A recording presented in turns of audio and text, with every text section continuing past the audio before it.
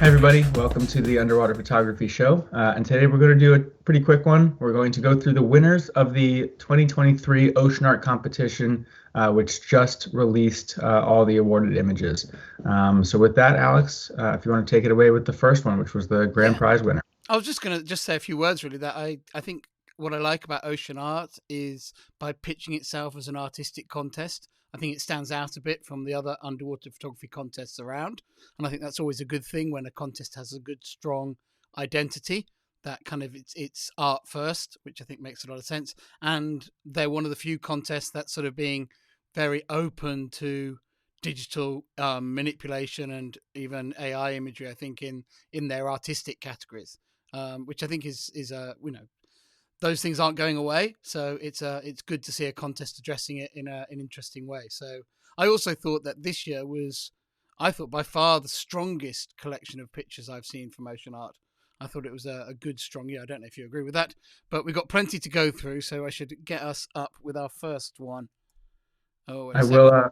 I'll just toss in real quick for anyone watching. If you see me look out of the frame real quick, Naya, my dog, is here. So just keeping her occupied while we go through this real quick.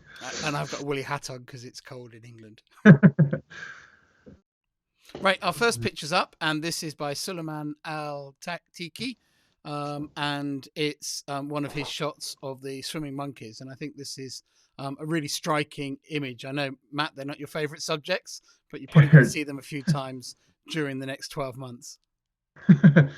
Yeah, this is I actually like this one better than the DPG awarded image. It looks a little less creepy to me here for whatever reason, but a nice portrait, and it's verging on cute in this one. I'll give it that. I don't say that a lot about monkeys, but I think it's coming close on this one.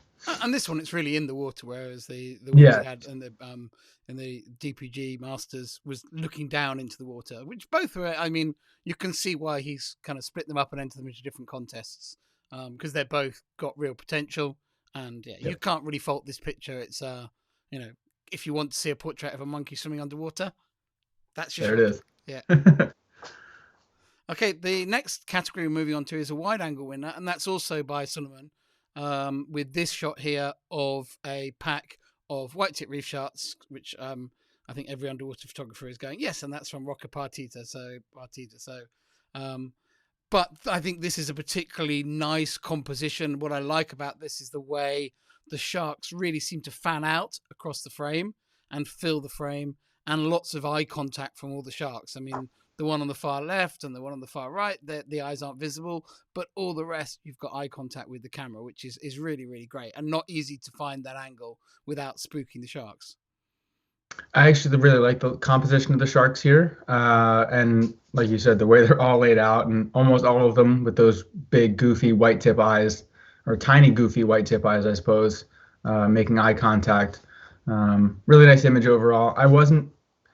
There was a couple other images in that category that I thought I preferred a bit better. Whether they're better images, I don't know, but still a worthy winner for the category. Right, let's roll on. We're trying to go quite quickly this time just because we're going to show you a few more images in some of the reviews. And now we're on to the digital art winner by Justin Lutsky of a picture of a angelic looking girl in an underwater spring, I guess. And it looks to me, I might be wrong about this, that her wings are perhaps a digital addition to the image. I don't know if that's true or not.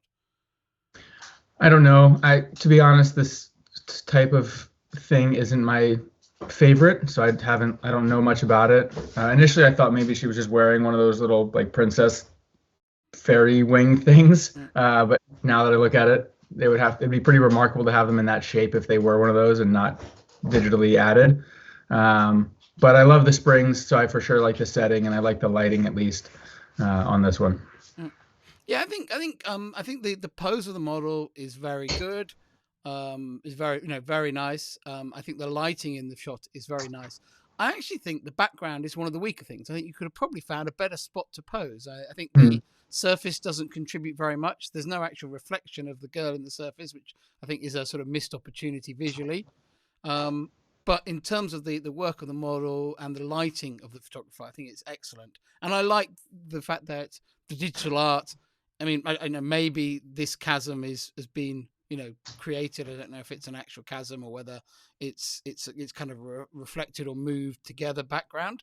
But to me, the only real digital art in this is the addition of the wings, which I think is really cool. And also and actually maybe whether the model actually was in the spring or whether it was a pull shot of a model added to the spring.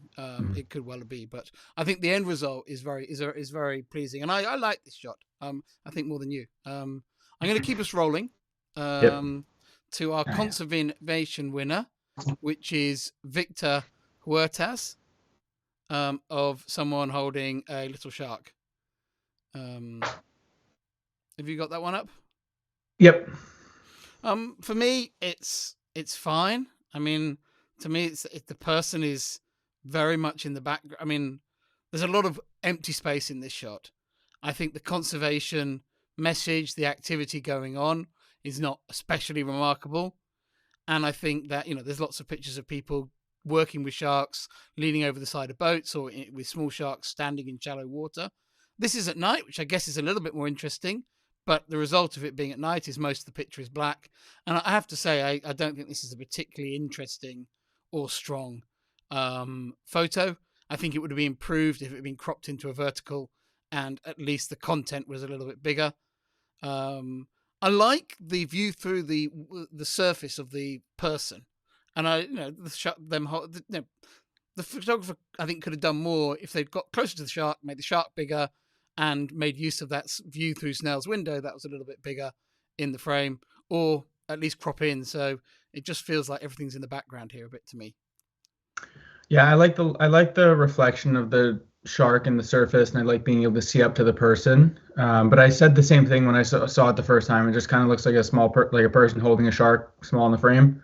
I'm not entirely sure. If you read the caption, it gives a description of what's happening, but it doesn't strike me as an overly conservation-y image just if you saw the picture by itself. We had a long discussion about conservation images in the DPG Masters review, which I think would be strong to this. I mean, this doesn't fill me with joy. It doesn't kick me into action. It doesn't, shock me into action. It doesn't really score as a conservation shot. But ultimately, in a contest, it's about being better than the others. And if this was the best, then it's the winner in that regard. But I don't think it's a particularly memorable one. So should we move along? Yep. And we're now into the nudibranch category. And this is by Peter Pogany of a pair of Thecocera nudies mating. And a nice species, I think, to have mating because they have those, those large expandable mating apparatus that go out that look nice in this picture. Simple shot with the snoot of the two nudies on a pleasing, little stone or rock or something that they happen to be on when the photo was taken. Yeah, I've never actually seen this species, and I didn't realize they have the big umbrella-looking mating parts, which is kind of cool because I don't think I've ever seen a picture of that either. But like you said, simple picture. I don't actually recall the other ones in the category. I just pulled this winner real quick, but I do like those nudibranchs. They're pretty cute, and good nudie shot. Yeah, nothing wrong with it. Nothing. I would have liked if there was a little bit of backlight or rim light to get some of the outline of the tendrils on them, but the sort of the two big processes at the back of them that they disappear a bit into the snoot on the first one. But I think I would hope for more from a nudibranch category, but there's nothing wrong with this shot at all. So fair play. Right. Marine life behavior winnow is Kenji Sato with this explosion from a cardinal fish, which I think is great timing to really capture this tremendous release of the eggs. I find the subject's a bit high in the frame for me. I think a little bit of a crop would have improved this shot, but maybe it was in a category you're not allowed to crop. I don't know the rules very well. So is it? What is actually happening here? I presume this is the moment of the baby release of them. Okay. And this is a cardinal fish that it releases. I mean, I'm just guessing, but it looks like it's the moment of release, because that would be the only explanation of why it's surrounded by eggs. I haven't read the caption, and I don't. It seems to be a lot of eggs for one cardinal fish, but maybe it's a species that has a lot of eggs and they hatch relatively small, because there's quite a variation within the cardinal fish. And I think it looks really spectacular. And obviously, it's a moment, and you can't really criticize a photographer. They've got it in focus, they've got it in the frame, Yeah. and it's not something that you can get absolutely right. I, though, would have probably liked to see it cropped a little bit in post, just to tidy up the composition a little bit, because it feels a bit like a grab shot, which I'm sure it was, and it's been grabbed very well. But you could crop it a little bit and make it feel less like that. Yeah. Okay, I'm going to roll us along then to our next one, which is the macro winner by Alberto Casati of a thorny seahorse backlit next to a sponge, which for me is a perfectly good quality, high quality macro shot. Have we seen backlit seahorses before? Yes. Have we seen nicer ones? Probably. But if it's the best in the category, it's the best that year. I think shots like this judges often latch onto, because they have that feeling when they look at them. Oh, look, the photographer's done something clever. For me, I find purely backlit shots like this a little bit unfulfilling. I'd like to have the connection with the seahorse, and I think it would have been nice if the photographer had allowed a little bit more front light just to catch the eye of the seahorse. Keep the backlighting effect, but allow the connection with the subject. But, a seahorse, when you can see the whole body shape, is always a sort of powerful graphical element. And I do like how the edge of the sponge, or whatever it is in the side of the frame, hard to tell with it not being lit up. I do like the arc that creates to frame the shot.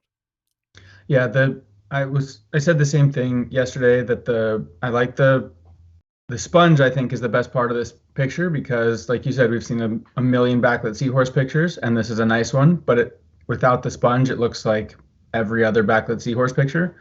So I think the sponge is what separates it a bit. But that said, if we go to the next picture, okay, I felt this was probably actually the strongest one in the category, at least the most unusual. And probably the most difficult to get, because I've tried to backlit sailfin blennies, and it is damn near impossible to get the lighting right, to have the fin up, to get them to actually display in the right spot. I really do like think this one. signal blennies, though, are easier to shoot than the signal blennies of the Sea of Cortez, and are easier to shoot than Caribbean Okay. sailfin blennies. I've not seen the signals, so I'm not sure. But Yeah, they're a little bit easier to work with. But I agree with you that I think this is a great subject, very well photographed. I love how the hydroids around it really sparkle. It looks like the frost-covered trees around here at the moment, which I really like. I have the same comment on this, though. A little tickle of front light. We know what this is, but you show this to someone who doesn't know what it is, and it's they don't get it. And a little tickle of front light on this. Yes, it wouldn't be as obvious to the judges that you've done something clever as a photographer, but the end result would be so much stronger. And I think a lot of photographers fall into that trap of trying to show they're working rather than getting the absolute most out of the subject. And I think both these pictures, the photographers were so keen to show that they were backlighting that they didn't want to put front light on. And I think both pictures would be improved with just a bit of front light. Yes, not all your friends would know you use backlighting, but I think the end result would be stronger. All right. But you really like this one. Sorry, I didn't mean to. I do like this one. I agree with you. I would have liked to have seen a little bit of detail on the front, but I think the rim light on it and the hydroids on either side is sweet. Yeah, very, very nice. Yeah, you're really right. The way its outline is picked out, and the frost covered trees around it are stunning. And honestly, yeah, with a bit of light on the eye, for me it would be an absolute stunner. Right. Oh, into your sort of territory now. This is Bryant's shot, and it's winner of compact camera wide angle. Yeah, so I texted him about this yesterday when I saw that it had won. Because I love Gar. I know the relative area where he shot this, and they're not necessarily easy to get close to. No, not and at all. it turns out he photographed this with a GoPro, which makes it all the more impressive because it's a really nice image for a GoPro. Yeah. Um, and he did tell me though that afterward, he's like, of course, the fact that I get this really nice picture and it's a GoPro instead of with one of his higher end cameras, but still a really beautiful picture. I love the cypress tree in the background. I love that you can see it continuing to go up through the water. Yeah. And obviously, I love the hazy sunbeams coming in on that right side. For me, and I'm obviously biased here towards the subject, but this was my favorite picture in the entire competition, which just goes to show it doesn't really matter what camera you're using because they can still make cool pictures. Yeah, no, the quality on it is great, and I mean, I would, yeah, encourage Brant to enter it in some of the GoPro and action camera photo contests that are around, because I think it will blow people away with the quality of it. I mean, the Yeah. detail on the light on the GAR is stunning, and yeah, the as you said, its surroundings are very beautiful. It's a very very nice shot, and I like that there's it feels although it's got that single portrait dominating the foreground. You've got some bass in the background. You've got a feeling of habitat. The plants on the seabed or on the riverbed also look really, really nice. It's very attractive. Right, I'm gonna roll us into this one, which is the compact camera macro by Imag Mans, and it's a picture of a bunch of solitary hydroids on the seabed, growing up in a really attractive little formation. And what I like about this photo is that the photographer has spotted photographic potential in something that almost everyone else would swim past. And I always think that's really good in an image, and that they have captured it in a pleasing way. I think photographically, I like it as it is. It's shot kind of in a naturalistic style. I think these would also look great with a kind of a black background backlight look, which would really bring out the pinginess of all those all the tentacles of the hydroids. But it's still a really really nice image.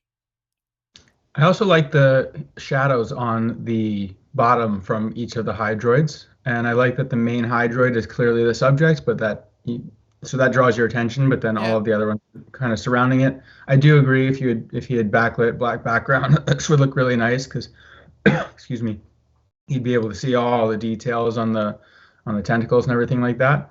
But still a nice little frame, yeah. It and like is. you said, something that almost everybody else would probably just swim right past. Mm. Be like, oh look, hydroids, if they noticed them, and Yeah, then just keep on. you just need to go back there when there's a great big nudie eating them or something. Yeah, yeah.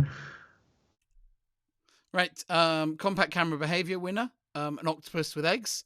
A very nice shot. You can't really argue with these. I like these little octopus details where you've got the eye, you've got the suckers, so everyone knows what they're looking at, and then you've got the eggs. I think that these shots are often what's possible is driven by the situation. Yeah. They're kind of, if the octopus is in a great spot and there's something, particularly when they're in a circular tube or something like that, they can be very attractive. If not, you're often limited by what you can get compositionally by the angle in, and you can see there's a bit of rock coming down in the top corner there as well, which is, I guess, the edge of the view. So I think the photographer's done as well as you can do in this situation, and probably their compact camera may well have helped them get into a tight spot to get a shot where other people couldn't get the shots. Yep.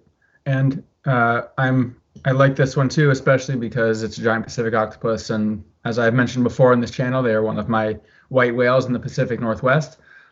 So countless trips up there so far, and I've only seen one, and it was wedged way further under a rock than even this one. So really cool to see one with eggs as well. Oh, I didn't realize it was a GPO. I didn't Yeah. see. I couldn't see the bit around the eye, which I normally go by. Right. Let's move along to the cold water winner from Alessandro. Sorry, I had a picture over his name. Janacci. Chini. Chini. Janacini. Sorry, there's a lot of syllables to take on a cold day. Nice shot of this the toad eating eating looks like a sort of big looks like something's fallen into the water. And I really like the background in this one. The blue sky, the trees. It's clearly taken early in the year, and for me, it works well as a shot. I don't know. I think this might be one of the invasive frogs in Europe, or toads. I'm not sure which it is. I think it looks like a frog. The frog. And I don't know how it got the food, but I imagine it does eat things like that naturally. So, not knowing much about the ethics of the shot, I think it's, everything to me points to it being a really strong, powerful image. So I'm open to correction here if he would like to reach out. To me, this one caught my eye right away because it does not look natural to me. And I spoke with a friend who is a hardcore frog and invertebrates guy in Europe, and he called this one out immediately for being potentially staged. With the centipede, that's a big meat. That's a gnarly, dangerous meal for that frog to take down. It's a weird spot for it to be eating it. And I also am not entirely sure how that centipede would end up there. But again, if it's a natural image, I really enjoy it, and I'm open to correction. It looks a little squirrely to me, so I'm not entirely sure about that one. Well, But you know a great deal more about amphibians and reptiles than I do. And I was kind of okay to go with it, but I was also saying, assuming it's okay, I really like it. And then, if you, who know a lot more, and people are raising concerns, then that is something to be a bit concerned about. I think it is difficult for in a lot of underwater photography contests with freshwater images, because so often the judges are very experienced in marine stuff, and there's very minor things that they'll pick up on and be strict on, and then you get to subjects they're less familiar with, particularly in cold freshwater, where maybe a lot of people aren't going and taking pictures, and then judges, kind of are much less sure of themselves, and it becomes a harder thing to judge. Okay, let's move ourselves along, because I'm keen this video isn't too long, with so many pictures to look at. And we've come to the Blackwater winner, which is by Kigo Karamura. And it's a photo, looks like a pygmy squid taking down a shrimp. Yeah.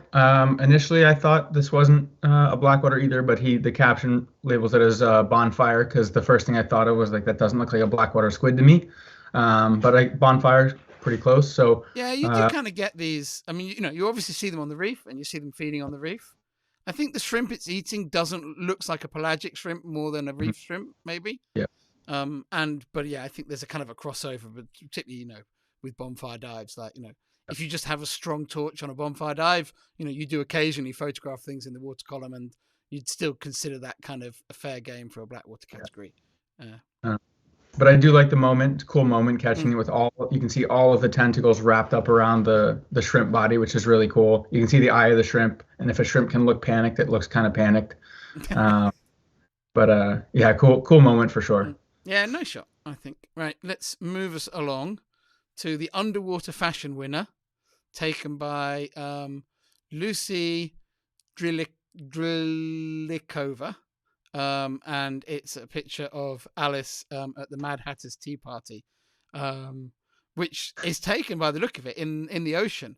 So really, well, the background is the ocean, actually. Yeah. I suspect, yeah, like you say, if the processing is free, I suspect the table and the model and everything was probably from a swimming pool, because they do look a bit stuck on. So yeah. Cool idea though. There's another in this image that was like sea slug sundaes, and they had turned different ice cream sundaes into different sea slugs, which was cool. Again, generally not my cup of tea, no pun intended, not my cup of tea for photographs, but a cool concept for sure. And I like Alice in Wonderland, so it gets bonus points for that. Yeah, curiouser and curiouser the longer I look at this one. But yeah, a lot of detail, a lot of effort, and I think the end result is very effective. And I think it's exactly what you sort of want for these sorts of categories, where it's about having some fun, it's about taking things in different directions. So yeah, very cool underwater fashion winner. Well done. I'll also just say on that one is, like, all the details in this are excellent. Like, the lighting on every element of that picture is really, really good. And although it feels a bit stuck on, there's no real telltale signs. There's no poor work in it. It's all excellent work. Right. Yeah. Black and white winner, Jürgen Rasmussen, with this shot. I think in colour, this would be a pretty ordinary shot of the action that you see in Magdalena Bay. But in black and white, I think the composition is very elegant and very attractive. And I think it's a very good choice by the photographer to spot the potential, in what was obviously a color shot and with action, and see real potential. I like the mix of shadow and light on the school of fish, and obviously the shape of the school and the timing of the shot with the sea lion swimming through, and getting the full silhouette of the sea lion, with every fin showing, I think is really strong. So I really like all the details in this shot, and I think it's a sort of black and white shot, which I feel really has been improved by putting it in black and white, which I think is a really good thing for a black and white category. Yeah, not much to add to that. The shape of the ball around the sea lion is really good. I mean, if you were saying like wish list things, if that sea lion were just a tiny bit higher up in that opening, oh, it'd be amazing. But this is still beautiful, and like you said, I like the shadows on the actual bait ball itself. I like the sun rays. I'm a sun ray guy. I like that a lot, and I like the subtle reflection on the surface there as well from the bait ball. I think that for me, the timing of this is, I know these days, everyone's, got 20, 30 frames a second when shooting these things, and it's not really a big deal, to get, the timing is less of an issue than it was in the old days of underwater photography. But I think for me, the timing of this is very good because it feels to me like that circle is perfectly formed. And also the timing on the sea lion with all the fins out. I do accept it might look nicer right in the middle of the circle.